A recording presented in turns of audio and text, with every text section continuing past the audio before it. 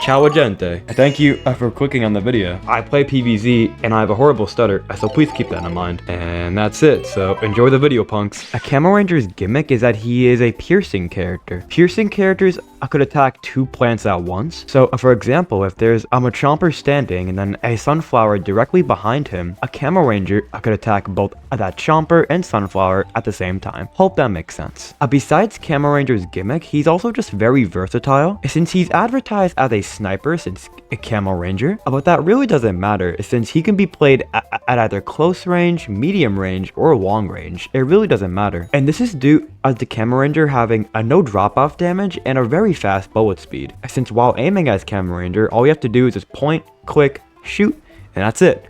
It's hitting that target no matter what. And while dealing 18 damage per critical and around 15 damage per body shot, it's just really damn good damage. And his fire rate is also just amazing as well. Like, this guy really has no cons, so I don't know why nobody plays him, but I'm kind of glad since he's really damn good. So, and at the end of the day, he's still just, I'm a foot soldier. I mean, he still has rocket leap, he still has ZPG, he can still rocket boost, he can do those insane ZPG trick shots, he can do whatever he wants.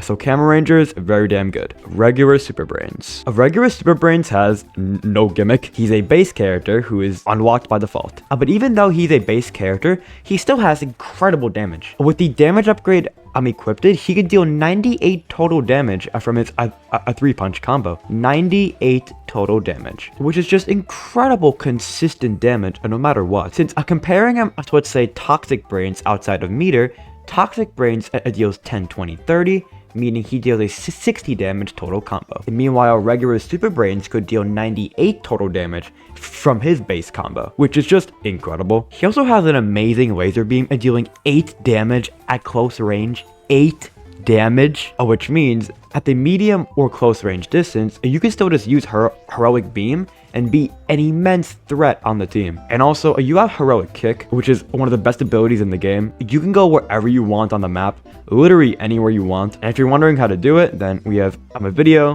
right up there. Archeologist. So Archeologist really has no gimmick. His gimmick is that he has a brand new weapon, and that weapon is just really good at any range, at either long range, medium range, or close range. He's very consistent in what he does, dealing around 14-17 at the long and mid range and up to 37 damage at the closest range, which means at the closest range he could 4-shot any 125 health character, which are pea shooters and cacti, which is just really damn good. So again, consistent damage. It doesn't matter where you are on the map, you will still be a threat. And again, you're a scientist, which means you have healing, you have warp, you have an increased revive speed, which is 2 seconds, by the way. Normally, reviving is 5 seconds, so hell yeah. Oh, and not to mention, he has 12 ammo. 12. You can just spam. Even if you miss, you have more ammo to work with, which is just amazing. So don't sleep on Archeologist, y'all. He has no gimmick, but he has a brand new weapon. So keep that in mind, he's good. Regular All-Star. He has no gimmick since he's, again, a base character. But no gimmick aside, he deals truckload of damage. At the closest range, he deals 9 damage to critical. 9. And as we found out over on that video, he could deal 10 damage sometimes. No, I don't know why either. So he's only good at the close range and medium range. But that's where you're playing All-Star anyway. As regular All-Star, you really don't want to be at the maximum long range.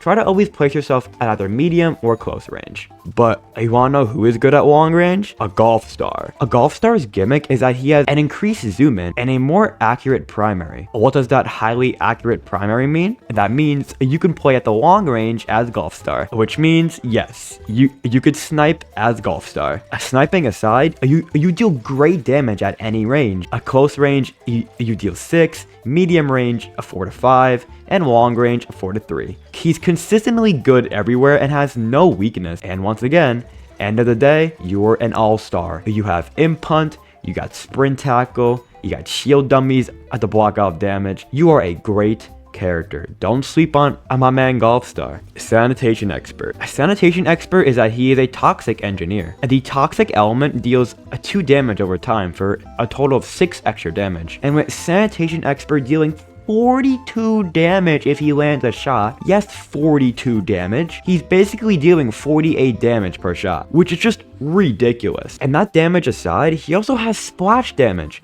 So even if you miss, you are still getting around 14 to 17 damage on splash, which is just incredible. So like, yeah, his one weakness is that he's not good at the long range. He is not a long range character, but it really doesn't matter since you do have a Bolt Blaster, which a Bolt Blaster at range is how you want to be using it anyway. So if there is somebody at the long range, pop Bolt Blaster, snipe them out, and absolutely kill them. Captain Sharkbite. A Captain Sharkbite's gimmick is that he has an increased zoom in and he is a hit scan character. Hit scan characters aim like the following. You place your reticle on the character, press your primary, and then it will hit, which makes Captain Sharkbite an incredibly satisfying character to play. And don't be confused by Captain Sharkbite's damage. He's dealing around 30 damage. His damage numbers are just kind of stacked, so it's really awkward, but you are dealing around 30 damage, which could 5-shot any 125 health character. He also has a brand new shotgun,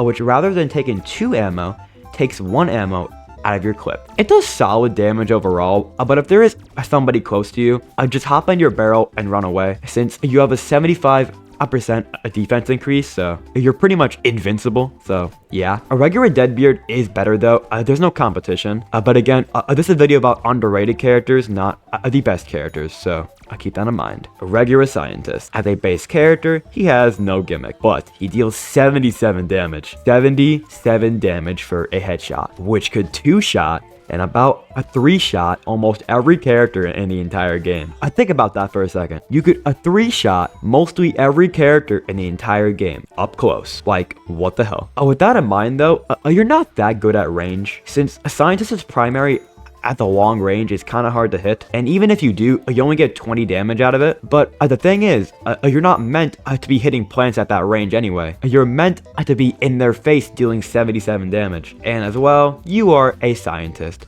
You have self-healing, you have a warp, and you have an increased revive time being 2 seconds rather than 5 seconds. General Supremo. General Supremo's gimmick is that he is an overheat character. Overheat characters have infinite ammo, but if their primary is held down for too long, they will eventually overheat, which means they can't shoot anything for around 3 to 4 seconds. A General Supremo also cannot jump while shooting, which means while shooting, you cannot jump. Which sounds really bad on paper, but really doesn't matter. Since how you want to play General Supremo is that he is a medium long range character, not an up close character, a medium long range character. You want to be sniping plants as a turret pretty much, since your weapon is incredibly accurate at dealing 5 to 6 damage at the medium and long range, which is just incredible, by the way. 5 to 6 damage at the medium and long range, like come on now. So that's why jumping really doesn't matter. You're not an up close character, you're a medium long range character. Though up close, you deal 7 damage, so if needed, then yes, you have to fight up close. But while playing a General Supremo, play at the medium and long range to prioritize sniping plants and being an absolute machine gun. Hover Goat 3000. He is regular foot soldier, but a goat. Why do I compare him to regular foot soldier? Well, both him and regular foot soldier both have a 30 ammo, a fully automatic weapon, and deal around the exact same damage. I say that since Hover Goat deals 1 less damage. So regular foot soldier deals 10, Hover Goat deals 9. Hope that makes sense. The 1 damage difference aside, he also has insane movement. He's really damn quick, and combined with the speed upgrade, you are just lightning McQueen himself, like a ka-chow. Not to mention, if you hold down jump, you can hover in the air. Hover Goat. And the abilities are just spectacular on this character. You have a damage buff, which has 0 cooldown, and if you just press the ability next to a teammate, they pretty much have steroids. So anytime you're beside any teammate, just press your damage buff beam. It's 1 button click, like, come on. His other ability is Mega Awesome Laser, which is a laser beam, which is very helpful for Hover Goat, since at the long range, he's really not that threatening, since he deals around 6 to 7 damage, but the laser beam at the long range deals 9 damage, which is better than using your primary. Speaking of that, try to play Hover Goat at the medium and close range, not at the long range. If you do stay at the long range, use your Mega Awesome Laser Beam. So always keep that in mind. And your last ability is a speed boost, which upon using, you have increased movement speed, and the little bonus is that if there is one teammate next to you, that one teammate will get your speed boost. Always keep that in mind, one teammate. So if you use the ability around, let's say 2 teammates, only one will get the speed boost and the other will get nothing. And Hover Goat's last trait is that he cannot be goatified by Rose's goatify ability. Since his name is Hover Goat, he's already a goat, so